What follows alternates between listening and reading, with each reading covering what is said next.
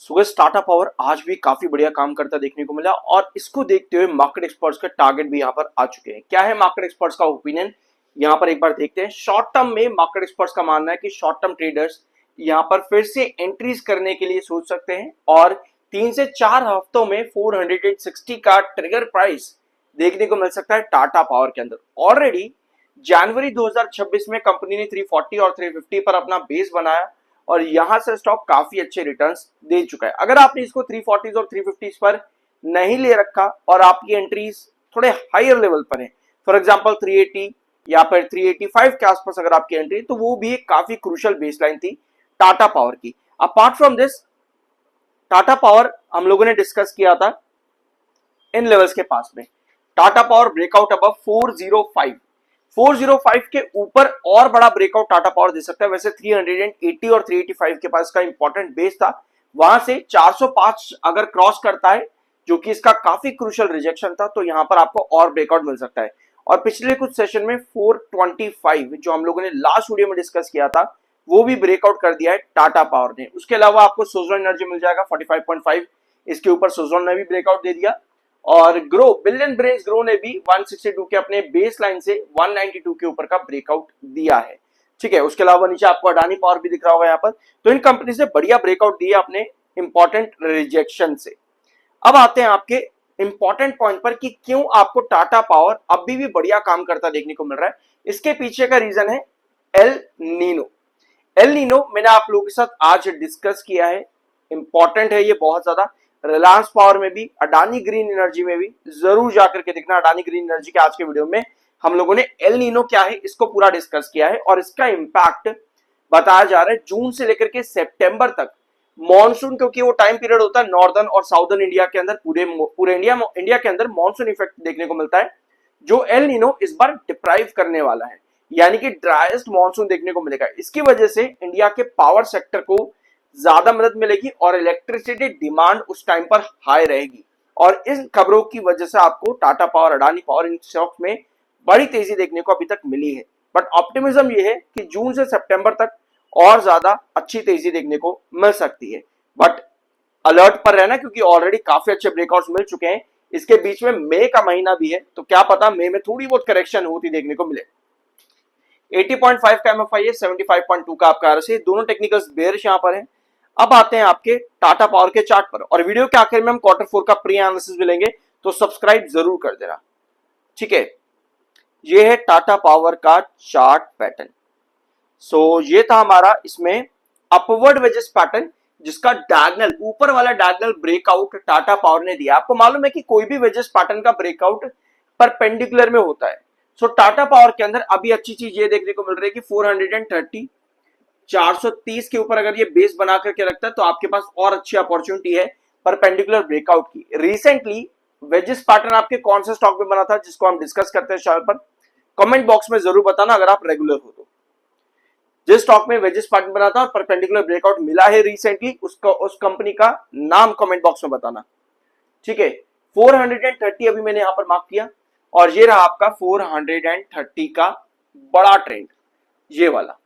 इस प्राइस को already cross कर रखा है टाटा पावर ने। हमारी जरूरत ये है कि अगर आप 2024 का चार्ट देखोगे टाटा पावर का, तो आप लोगों को याद होगा 430 से लेकर के लगभग 450 के बीच में, 460 के बीच में हम इस स्टॉक के बीच में काम किया करते थे 2024 में। ये रहा 2024 का चार्ट टाटा पावर का। 430 का बेस हुआ करता था, 460 का रिजेक्शन हुआ करता था, इसी बीच में स्टॉक आपका साइडवेज काम करता था टाटा पावर 2024 के अंदर। उसके बाद आपकी साइडवेज की गिरावट यहां पर मिली, एंड देन वो तो हिस्ट्री है सारी की सारी। बट अब हमारी नीड ये है कि 430 के ऊपर तो आ गया आज के दिन टाटा पावर। अब भैया ये जल्दी से जल्दी अपने परपेंडिकुलर ब्रेकआउट का साइडवेज पैटर्न अगर बना दे यहां से 430 पर बेस बनाते हुए, तो टाटा पावर में एक नई ट्रेजेक्टरी ओपन हो सकती है। तो काफी क्रूशियल चार्ट पर इस समय टाटा पावर का स्टॉक काम कर रहा है। अगर वापस से इसी तरह से साइडवेज के अंदर चला जाता है, दैट मींस कि इस बार 2026 में टाटा पावर अपने ऑल टाइम हाइज को भी क्रॉस कर सकता है, जो कि 500 के नीचे ही है, लगभग 490 के आसपास आपको देखने को मिलता है ऑल टाइम हाई। इसको क्रॉस करने की पॉसिबिलिटी बहुत ज्यादा है, क्योंकि वेजेस पैटर्न किस तरीके से काम करते हैं, अभी हम इसके Q4 पर भी आएंगे। वेजेस पैटर्न कुछ इस तरीके से काम करते हैं, आपको परपेंडिकुलर ब्रेकआउट मिलता है, फिर करेक्शन आती है, फिर थोड़ा साइडवेज चलता है, फिर आपको अपवर्ड एजिस पैटर्न मिलता है, फिर करेक्शन आती है तो थोड़ा सा डाउनवर्ड एजिस पैटर्न, फिर साइडवेज चलता है एंड देन आपको ब्रेकआउट। इस तरीके से चलता है आपका वेजेस पैटर्न। तो होपफुली टाटा पावर इस साल एक अच्छा परफॉर्मेंस देता देखने को मिलेगा। तो अब आते हैं आपके क्वार्टर 4 के रिजल्ट्स पर। कंपनी का ये ईपीएस परसेंटेज है, कंपनी ने एकदम फ्लैट ग्रोथ दिया है इस ईपीएस के अंदर, कोई बड़ा परफॉर्मेंस कंपनी ने बना करके नहीं दिया है। अब इसके पीछे का रीजन अगर हम देखेंगे तो कंपनी के रेवेन्यू आते हैं। अब मैं आपको एक चीज बताऊं, रेवेन्यू भी नहीं बल्कि कंपनी का ग्रोथ आता है जो कि एक डिक्लाइनिंग स्टेज पर है। 7.88% के बाद से कंपनी का ग्रोथ लगातार गिरा है एंड इनफैक्ट दिसंबर 2025 में तो कंपनी नेगेटिव ग्रोथ पर आई है, -9%। तो कोई भी कंपनी जब इस तरह का ग्रोथ दे रही होती है दैट मींस कि वहां पर ट्रेजेक्टरी अप में आनी बहुत मुश्किल है।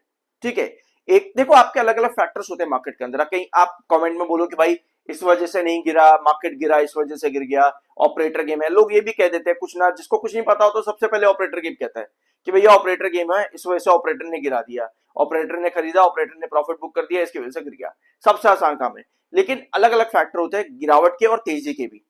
एक फैक्टर होता है भैया मार्केट में करेक्शन, चलो ठीक है उसकी वजह से गिर गया। दूसरा फैक्टर होता है जो कंपनी अगर अच्छा परफॉर्म नहीं कर रही है तो उस वजह से भी गिरता है। तो बहुत से रीजंस होते हैं मार्केट के अंदर किसी भी स्टॉक के गिरने या बढ़ने के पीछे, तो हर रीजन को इवैल्यूएट करना जरूरी है। और इस बीच में मैं आपको बता दूं, अगर आप इन सभी रीजंस को देखोगे ना कि किस किस रीजन से कोई स्टॉक बढ़ रहा है या गिर रहा है, तो आपको एक चीज यहां पर मिसिंग मिलेगी किसी भी स्टॉक में, उसको कहते हैं ऑपरेटर गेम, मिसिंग मिलेगी डेफिनेटली। इसको जाकर के आप रिसर्च करना। इनफैक्ट पीसी ज्वेलर्स के वीडियो में मेरे व्यूअर्स कई बार मुझे कहते हैं कि भाई ये तो ऑपरेटर गेम चल रहा है, ऑपरेटर गेम चल रहा है। आप कंपनी के यही चीजें जाकर के नोट कर लेना, बस ये दो चीजें, मार्केट मैंने आपको बताया और ये ग्रोथ के बारे में, बस ये दो ही रीजन जाकर के चेक कर लेना। आप ये ऑपरेटर गेम जो होता है ना वो भूल ही जाओगे, आप कहोगे भाई रिसर्च कर लेते हैं वो ज्यादा बढ़िया है। तो इस रीजन की वजह से आपका टाटा पावर जो है अच्छा परफॉर्म यहां पर नहीं कर पाया है। ऑल दिस परफॉर्मेंस के बीच में ये चीज हमने यहां पर देख ली है। अब मार्च का क्वार्टर आने वाला है, ठीक है, ऑलरेडी कंपनी का जो ग्रोथ है ना ईपीएस में वो पहले ही डिक्लाइन में आ चुका है, तो क्या कंपनी वापस से अच्छा परफॉर्म नहीं करेगी? तो वही एक कंसर्न यहां पर बन जाता है टाटा पावर के अंदर कि क्या कंपनी -9% के ऊपर का ग्रोथ लेकर के आ सकती है, मतलब -6, -5, -4, कुछ तो कंपनी इंप्रूवमेंट देगी क्या? तो इसकी पॉसिबिलिटी बन जाती है, क्योंकि मार्च क्वार्टर अगर हम देख रहे हैं यहां पर तो मार्च 2025 कंपनी ने इन कंपैरिजन विद दिसंबर 2024 बहुत बढ़िया नंबर दिया था। तो देखते हैं इस बार कंपनी क्या इसी नंबर को कंटिन्यू करेगी, मतलब 17,000 चाहे 15,000 भी कंपनी दे दे तो भी कंपनी एक पॉजिटिव ग्रोथ पर आ जाएगी।